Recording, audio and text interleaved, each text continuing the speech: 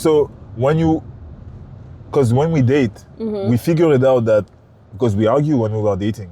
Yeah, we definitely had some major obstacles. We had major obstacle, and we figured it out that our arguments weren't toxic at all. I don't know if you remember when we were sometimes arguing, and after days or whatever, and we come back on this, or we are laughing about it, or we are talking about it, we realize that by the way, we are in a we always try to resolve the thing. Yeah. Because there is a lot of people who are gonna argue, but they're gonna fight against each other like a war. And it's gonna be which one gonna win this argument. That's the thing that I'm trying to, that's the thing that I think that's different, is like we're not trying to win. Like we're both humble enough to be like, yo, I'm sorry. Or both to be like, hey, I did this wrong and then I did this wrong, you know? Yeah. I've seen TikTok. I've seen a reel. No, I think it was on YouTube. I've seen a reel on YouTube where a girl said, you know those reels when they don't talk but they put a caption. Yeah. And the girl is in front of the door of a house. She's inside the house in front of the door, the main entrance. Okay. And she put on the caption, how do I avoid argument with my husband? Yeah, that's something like that. Okay. And what she does, she puts something on her mouth like that, and she stays in front of the door like that, while the man coming back from work. Okay. It's supposed to be funny. Right. But you know, there's a lot of women as well who think that this is the way to avoid argument, or who think that this is the way to go to deal with argument.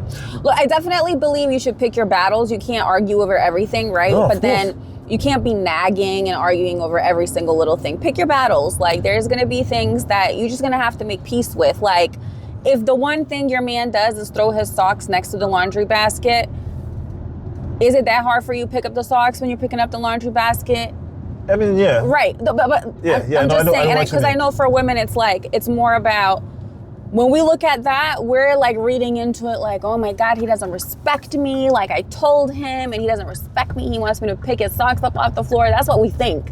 Yeah. When you guys are throwing your socks, you're not even like considering us. And I think that's like the reason why we get so mad, because we're like, well, he's not considering me when he's throwing his socks. That's what I'm trying to say. So yeah. Do I do that? No, I do that for my.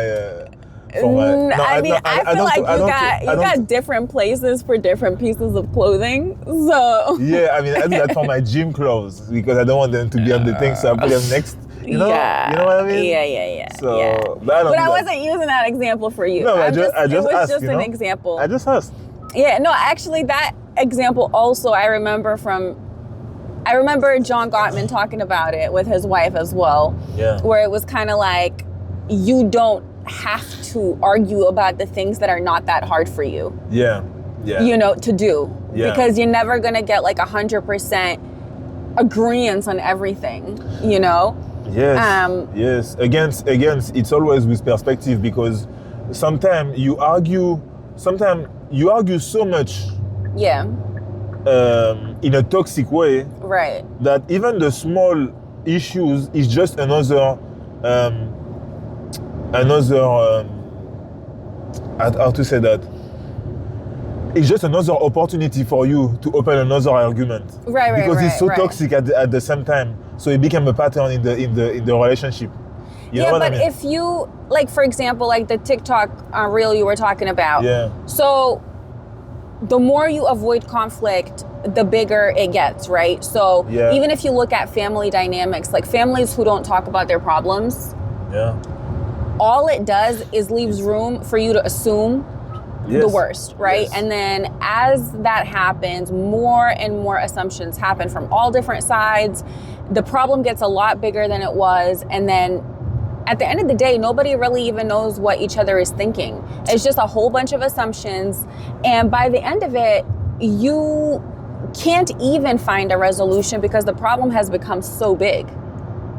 You know? Yeah. And I think that's the issue. But also, if you're sitting here